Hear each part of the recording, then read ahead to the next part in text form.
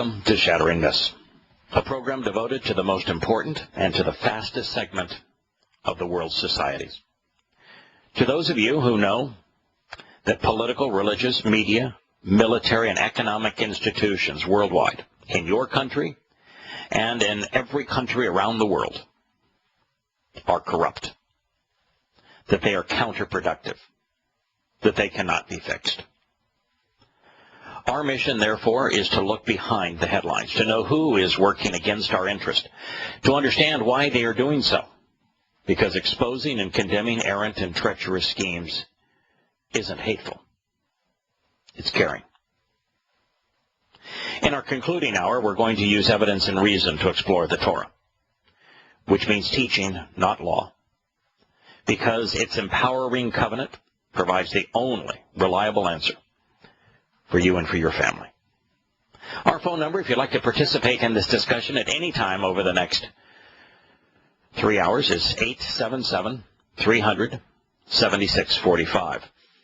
I come to you this morning more humbled than usual.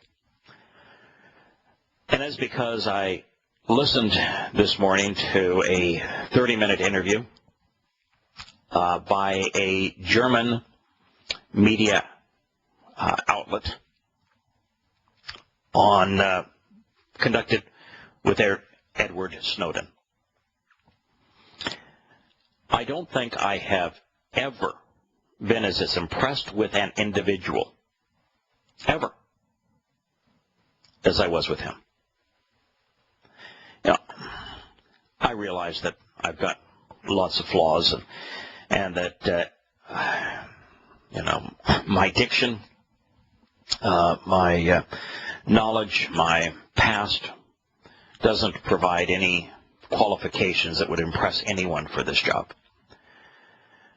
But yet I think I'm perhaps a little beyond average when it comes to discipline in the presentation of ideas and the use of words. I think I'm reasonably well informed. I think I'm reasonably rational. And yet, I don't hold a candle, nor does anyone I've ever heard, to Edward Snowden. Young man, 30 years old. Very little formal education. The interview that America doesn't want you to hear, an interview that tells you that Fox and CNN and NBC and CBS and ABC are as much a part of the problem as is the USA, the government itself, the NSA, the CIA, the DOD, is available on a website called Ben Swann, that's with two N's, BENSWANN.com. You go to benswann.com, two N's. About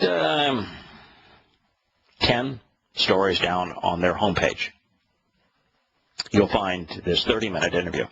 My hope is to get Aaron, our producer, to clip it. And I'd like to provide an introduction to it. And on one of the days that upcoming here in about a month that I go on vacation, perhaps air it for you. But if you'd like a sneak preview, benswann.com. What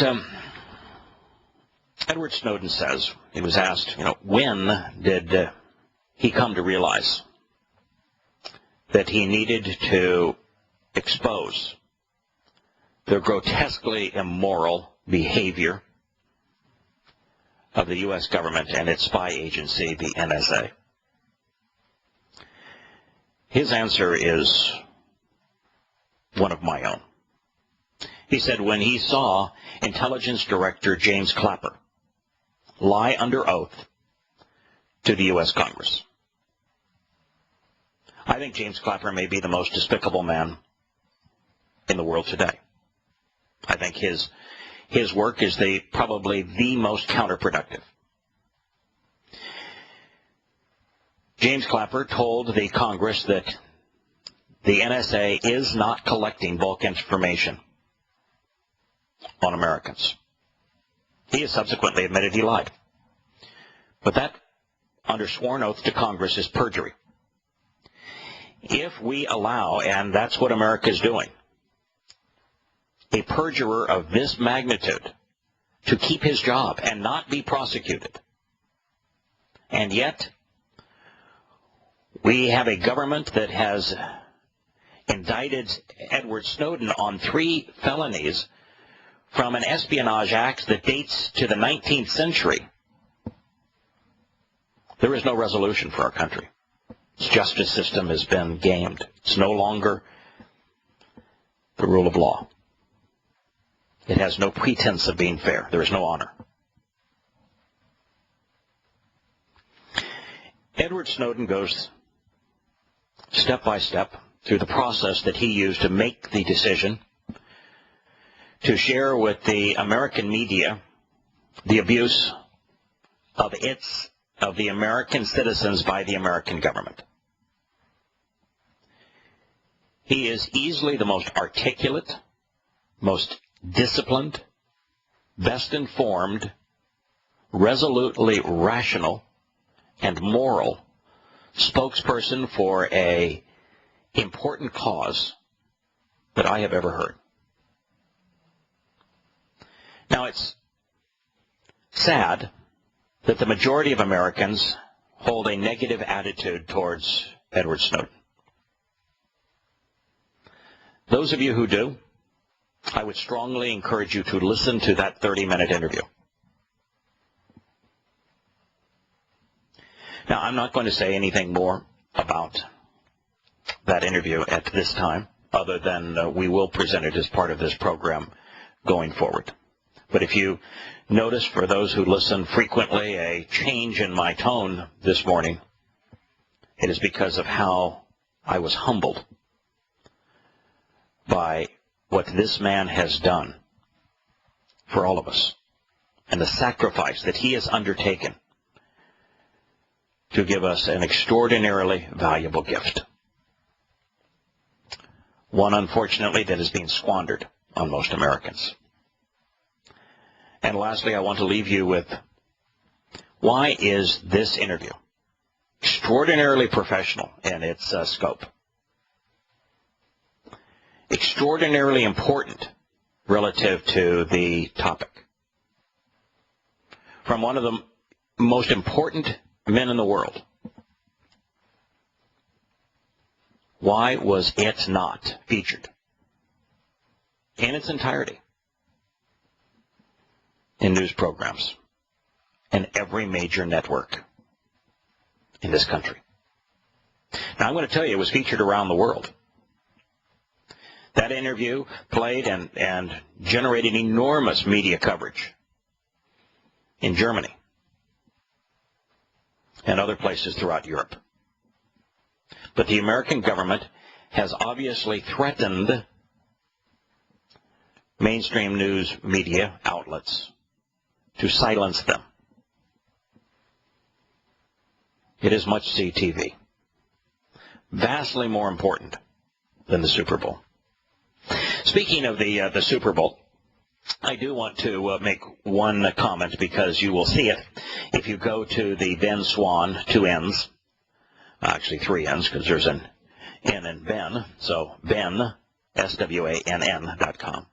If you go to the site, the first thing that you're going to see is at the top of the page, the idiot that stormed into a press conference post-Super Bowl. I think it was with Malcolm Smith, the most valuable player, the fellow drafted 7 before Mr. Irrelevant in the 7th round of the NBA or NFL draft by Pete Carroll of the Seattle Seahawks from USC.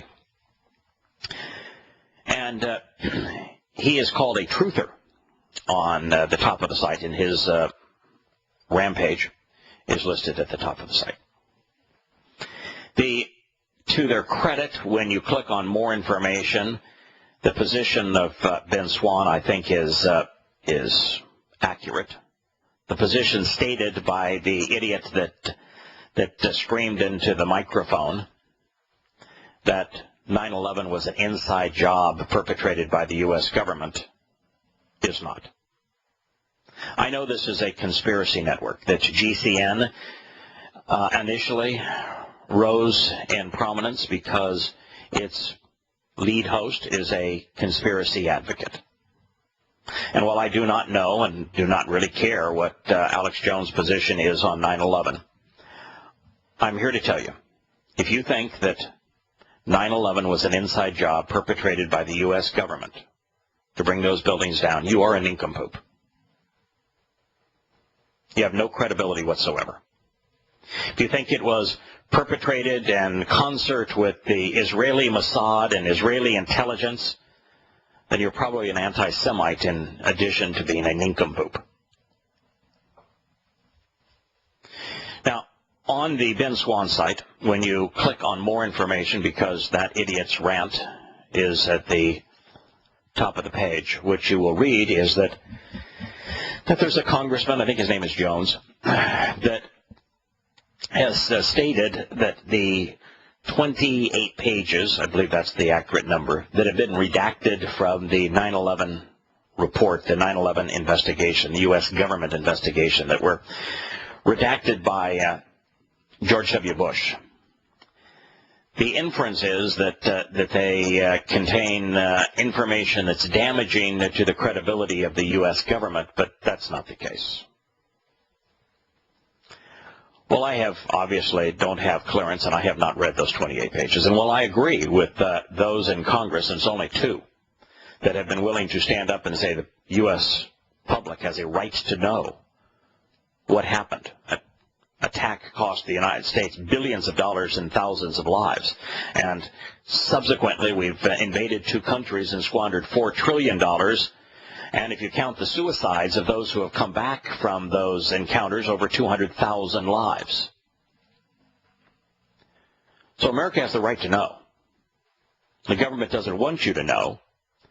And what I suspect is on those redacted pages is the complicity of two governments. Not the United States government. We were just stupid. No, the two governments are Saudi Arabia and Pakistan. And because the United States enriches Saudi Arabia and Pakistan and counts both of them as allies, the U.S. government didn't want you to know that. We'll be back in a moment.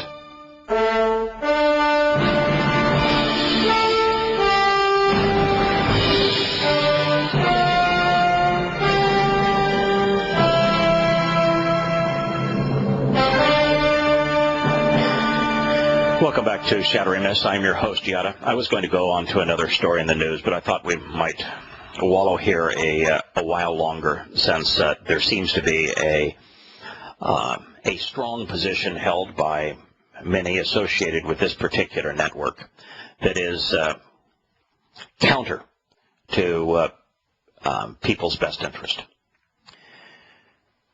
9/11 occurred primarily because George Bush wanted to endear himself with his father's and his benefactors. Brusco Oil, which was George Bush's failed oil venture, was funded by bin Laden interests in Saudi Arabia. The father made his consulting money by guiding through the Carlyle Group Saudi Arabian investments into American military companies. And so when Saddam Hussein invaded Kuwait and was probably headed to Saudi Arabia, Saddam Hussein was an ally of the United States. He was the primary enemy of Iran. He was a secular dictator. He was vehemently opposed to Islamic terrorism and to fundamentalist Muslims. He was the primary enemy in the world, most effective enemy in the world against al-Qaeda. That when that happened, George Bush decided that he wanted to expend American resources to push Saddam Hussein out of Kuwait and therefore to keep him out of Saudi Arabia. Now, Kuwait and Saudi Arabia are the leading financiers of fundamentalist Islam. as a government, there's no government in the world more complicit in enabling fundamentalist Muslims to commit acts of terror, because they are the primary promoter of mosques and Qurans and imams teaching fundamentalist Islam, Salaf Islam. You can call it Wahhabism because of the tie between the Saud royal family and Wahhab, the religious Islamic fundamentalist. Salaf, which is the Islamic term that speaks of a fundamentalist Muslim, or just use the English word fundamentalist. And it would have been in America's best interest and the world's best interest had a secular dictator come to control the oil fields in Kuwait and Saudi Arabia, because it would have stopped the funding of Islamic terrorism. And without funding, Islamic terrorism cannot be perpetrated beyond the borders of Islamic countries. It would have been over. We would have won the war against Islamic terrorism without ever firing a shot, had the United States simply allowed Saddam Hussein to retain Kuwait and then conquer Saudi Arabia. But unfortunately, because of selfish interest, Bush 1 decided that he could enable his own financial interests to use the American military to oust Saddam Hussein from Kuwait and keep him out of Saudi Arabia. It was a tragic mistake. But also keep in mind that at this time, and prior to this time, America had created al-Qaeda and had rented the Taliban from Pakistan.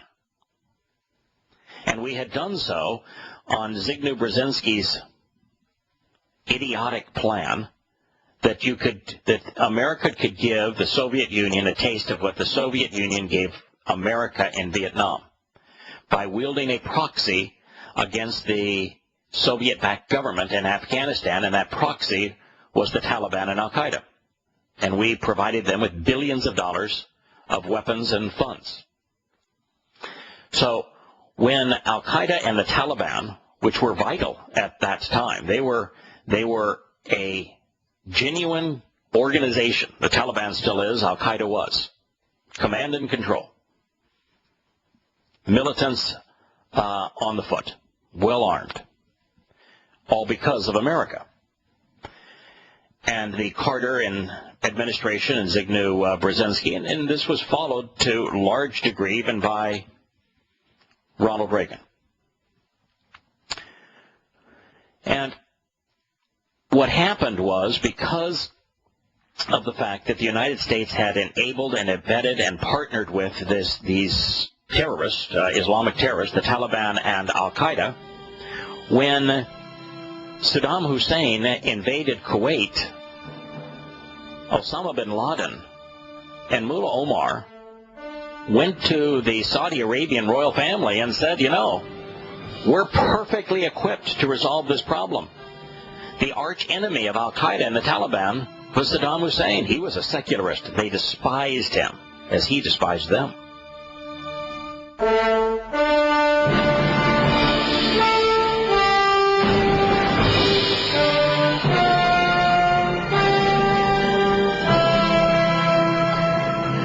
Welcome back to Shattering Myths. We're this morning doing something I didn't expect to be doing, but we are shattering the myths of the 9/11 truthers, of the conspiracy nutcases out there that prey on the public's ignorance by saying that 9/11 was an inside U.S. government job.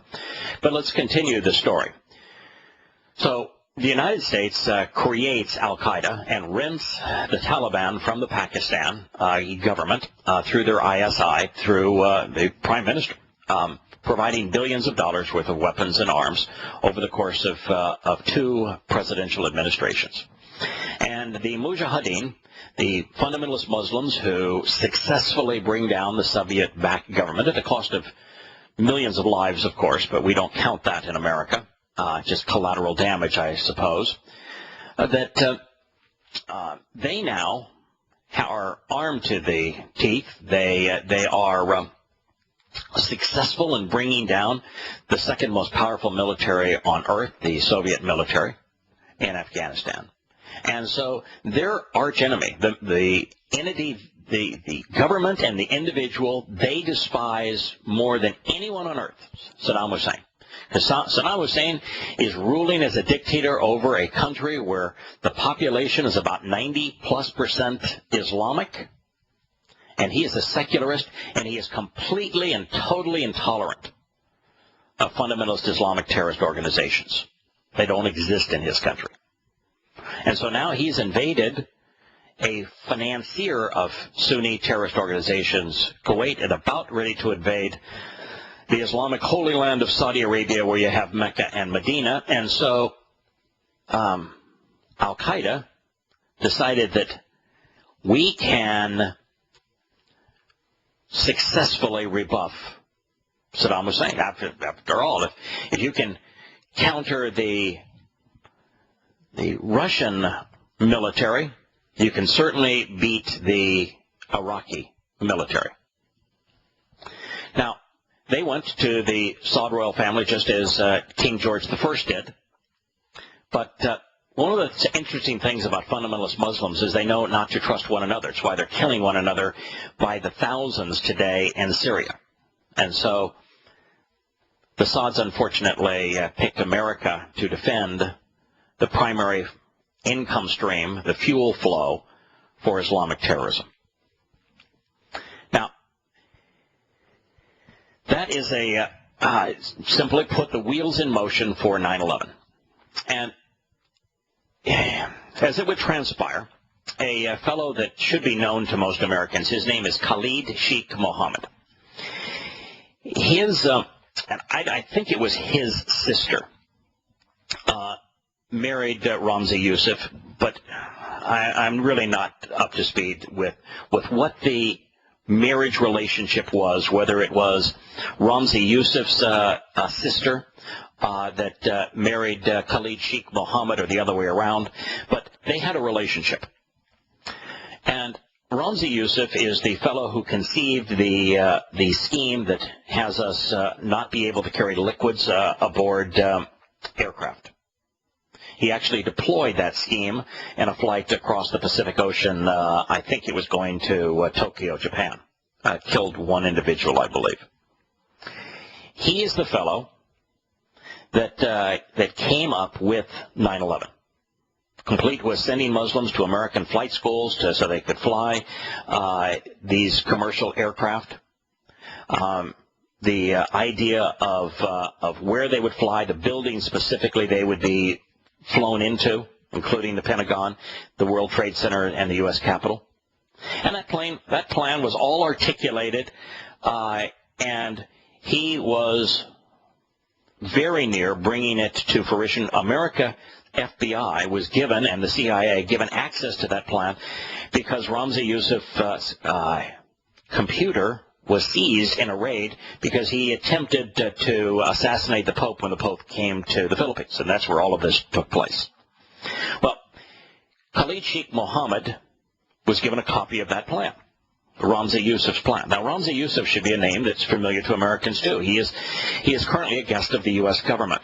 He's the man that was convicted in the first bombing of the World Trade Center. He's the one when he was brought out of, after the trial of being convicted for the first bombing of the World Trade Center, when he planted one of those fertilizer bombs in the basement in the car park beneath the structure. And, he was flown by helicopter to the prison after the trial, and he was, the blindfold taken off, and, the FBI agent said, or the Justice Department official said, "See, they still stand, you failed." And he said, "Not for long." The mastermind of 9/11 was Ramzi Youssef. Now, he gave that plan to Khalid Sheikh Mohammed, and Khalid Sheikh Mohammed had a relationship with Osama bin Laden. And so he took that plan to Osama bin Laden, and it was put into place because of what King George I did relative to Saddam Hussein in Kuwait and Saudi Arabia, and the snub that was perpetrated against Osama bin Laden as a result of that action. It was sourced in terms of the personnel primarily out of the Al-Qad Mosque in Hamburg, Germany. It appears that much of the funding came from the Pakistani ISI, though I can't prove that. There's a lot of evidence that suggests that. And therefore, the most likely intelligence that was redacted and excluded from the published report on 9/11, both from the Department of Defense and the one submitted to Congress. The 28 pages, I'm quite confident, contain the connections between Saudi Arabia, contain the story that I have just shared with you, and with Pakistan. And so fundamentalist Muslims, without knowing what they were going to do, were sent to America to train in those flight schools, even though America knew that this plan was going to take place and that flight schools were going to be used. And they hijacked planes, principally in Boston, and they flew them into the buildings and one into the ground. They're suicide bombers. They were screaming Allahu Akbar at the time. That's the truth. Now, if you want to believe that the U.S. government, decades before this occurred, saw to it that the steel girders used in the World Trade Centers would be covered in explosive material in anticipation of this day, go ahead. If you want to believe that the United States confiscated those commercial planes, that after they took off, that the United States government saw to it that those planes disappeared from the screens, they jury-rigged all of the air traffic control screens to making them think that those planes were still being flown into those buildings, and that they had those planes instead land at some undisclosed location that was unknown to the air traffic controllers, where they murdered all of the passengers and then buried the planes so they could no longer be seen, and then replaced those planes with drones that they had specifically designed that they could fly into those buildings. Wow, you're special. Yeah, you cling to that. If you're going to watch a video online and you're not capable of processing, wait a minute, this has got to be the dumbest story I've ever heard in my life, good for you. Simultaneous with this program, you can listen to Alex Jones. I understand that he's still promoting that myth. Now, I have never listened to Alex Jones, so I can't tell you that's the case. And if he isn't promoting this myth, then I apologize. But I can tell you there's lots of websites that promote it. You know, if you don't understand who the enemy is, why they want us dead, and how the U.S. government has lied to us about who the enemy is and why they want us dead, and has done everything in the world counterproductive, then you have no hope of coming to the point where you're willing to embrace the truth about much of anything in your life. And until you are able to do that, until you're able to question the institutions that control so much of the world and to disassociate with them, you're not in a position to even consider what God has to say. So this is important. It's important for you to understand the destructive nature of religion. It's important that you understand the demonic nature of Islam. It's important that you understand that your government is working against your interests, but that your government is incapable of perpetrating a plan like this and keeping it secret. I mean, think for a moment. Edward Snowden, we began with him. Edward Snowden has millions of documents, some of the most important documents in the United States in terms of CIA intelligence investigation material. He was brilliant in that he decided that he would charge nothing for these things. He would not give them to a foreign government, that he would only give these documents to the media, to journalists, who then could review the documents and determine whether or not the public had a right to know. Do you think that if the Washington Post and the New York Times had been given a document by Edward Snowden that said that the U.S. government schemed this plan, that the public would not have a right to know and that they would not publish it? Do you think that Edward Snowden, who is trying to do his level best to tell you that your government is abusing you through unreasonable search and seizure, and that it's abusing people around the world, do you think that if among the documents that he gained access to showed that the U.S. government deliberately perpetrated 9/11 so that it could go off to war, that it wouldn't be the first document that he would have released to the media? Come on, folks. It is obvious what happened, and it's extraordinarily easy to understand the motivations of those 19 Muslims and those who backed them for flying planes into the World Trade Center, to the Pentagon, and one that flew into the ground that was intended for the U.S. Capitol. It isn't difficult. It takes a little bit of time. You've got to be open to the truth. You've got to want to know the truth. You have to prioritize evidence, and then you have to consider it rationally. It's not a lot to ask.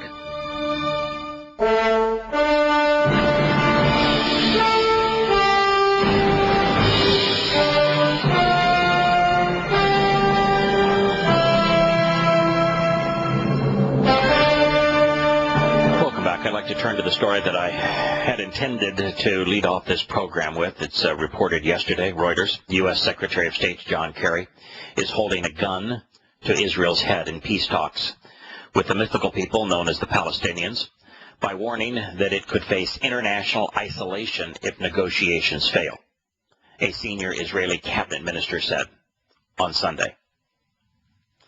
The remarks by the Strategic Affairs Minister, Yuval Steinitz, who is close to Prime Minister Benjamin Netanyahu. Netanyahu means Yahowah's gift. Followed recent accusations by Israel's defense minister that Kerry was being messianic in his pursuit of a peace deal. It is an unfortunate choice of terms. The Messiah would never negotiate a peace deal. He said specifically, I did not come to bring peace, but instead division. Yahowah is extraordinarily blunt, and through his testimony, through his prophet Isaiah, where he has said that it is tragic that nations, particularly America, would seek to thin Israel at its waist, at its most vital area, through negotiation and through treaty, leaving Israel indefensible. The consequence to America is going to be grievous of doing this.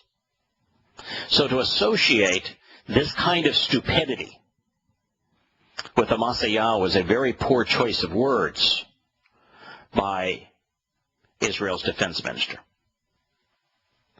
Now, it is true that the United States is holding a gun to Israel's head. At a Munich Security Forum on Saturday, Kerry touched a nerve in Israel by pointing to, quote, an increasing delegitimization campaign building up against Israel internationally, and, quote, talk of boycotts if Israel-Palestinian conflict does not end. And it's true. But not only is it true, he is a significant orchestrator of it. The European Union is resolutely anti-Semitic, anti-Israel. Resolutely. Overwhelmingly. As is the United States government. Those are the facts.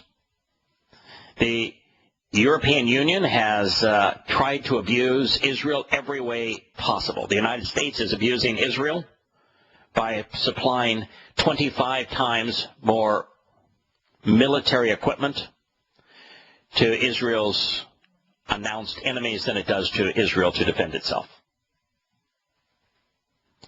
America was the country that forced Israel to give up Gaza, completing half of the prophecy of thinning Israel at the waist. If Israel is compelled to give up the West Bank and to return to 1967 lines, Israel becomes instantly indefensible. The nation will fall. World War III will begin. And the United States knows it. But it is reprehensible in terms of what it is doing. So the United States is saying, yeah, we're not going to boycott Israel, but the rest of the world will. This is your last chance. You either capitulate and you make your country vulnerable so that it can no longer defend itself against as a unified Islamic attack, or we will make you vulnerable through international sanctions. We will isolate Israel, delegitimize Israel from the rest of the world. Now, mind you, the hell that is being perpetrated by governments throughout that region, on their own people and on the world. And the world talks about delegitimizing and sanctioning the only sane government in the region. Kerry said, are we all going to be better with all of that? In other words, telling Israel, hey, if you don't accept my plan, if you don't capitulate, if you do not surrender the West Bank to the Muslims that are seeking to destroy you, then you will be delegitimized among nations. You will find boycotts imposed. If you want to do that, it is a gun to their head. Now, we will continue with this story when Shattering Myths continues in its first hour tomorrow, because in our second hour today, we're going to return to the myths of Christianity. Back in a moment.